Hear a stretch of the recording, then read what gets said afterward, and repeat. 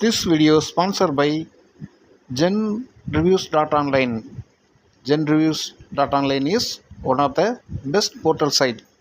Hello friends, நம்ம ஏதாவது பொருள் வாங்கினா ஆன்லைனில் ரிவ்யூஸ் பார்ப்போம். அப்படி பார்க்கும்போது நீங்கள் ஜென் ரிவ்யூஸில் பார்த்தீங்கன்னா உங்களுக்கு குறைந்த விலையில் தரமான பொருட்கள் கிடைக்கும். இந்த ஜென் ரிவ்யூஸோட லிங்க்கை நான் டிஸ்கிரிப்ஷனில் கீழே தந்திருக்கேன். நீங்கள் தேவைப்பட்டால் பயன்படுத்திக்கலாம். நன்றி. வணக்கம் உறவுகளை, மீண்டும் ஒரு காணொளியோடு உங்கள் அனைவரோடும் இணைவதில் எனக்கு மிகவும் பெருமகிழ்ச்சி. எலன் மஸ்கின் ஸ்பேஸ் எக்ஸ் நிறுவனத்தின் உதவியுடன் இந்தியாவின் இஸ்ரோ தனது செயற்கைக்கோளை விண்ணில் செலுத்த உள்ளது உறுதியாகியுள்ளது. இஸ்ரோவின் GSAT-20 என்ற 4700 கிலோ எடையுள்ள செயற்கைக்கோளைத்தான் ஸ்பேஸ் எக்ஸ் நிறுவனத்தின் ஃபால்கன் 9 என்ற விண்கலம் செலுத்த உள்ளது. அதாவது 19 நவம்பர் 2024 இது செலுத்தப்பட உள்ளதை இஸ்ரோவின் தலைவர் உறுதிப்படுத்தியிருக்கிறார்.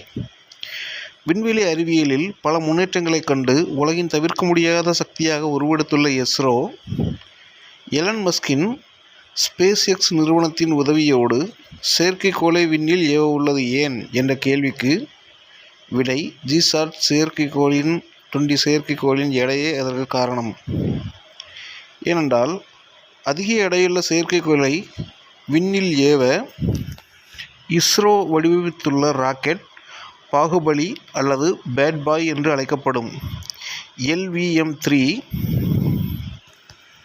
இது அதிகபட்சம் 4 டன் எடையுள்ள செயற்கைக்கோளை விண்ணில் செலுத்தும்.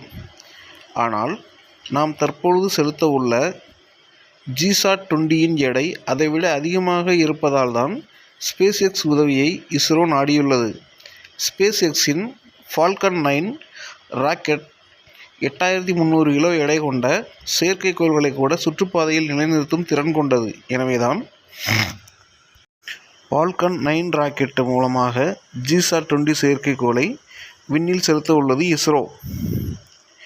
இதற்கு முன்பு 5854 கிலோ உள்ள GSAT-11 செயற்கைக்கோளை இதேபோல் ஐரோப்பிய ராக்கெட் மூலம் விண்ணில் செலுத்தியது இஸ்ரோ.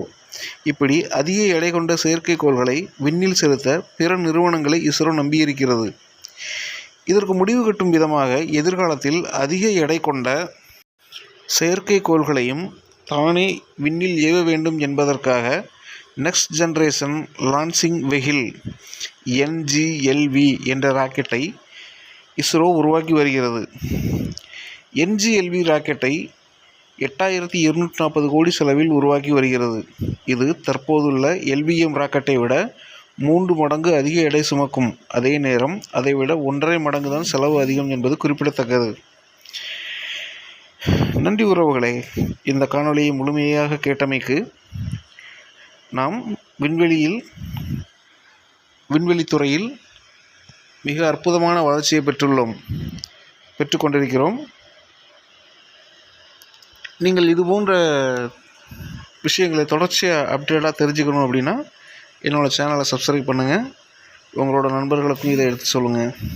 நன்றி. மீண்டும் ஒரு காணொளியோடு உங்களை விரைவில் சந்திக்கிறேன்.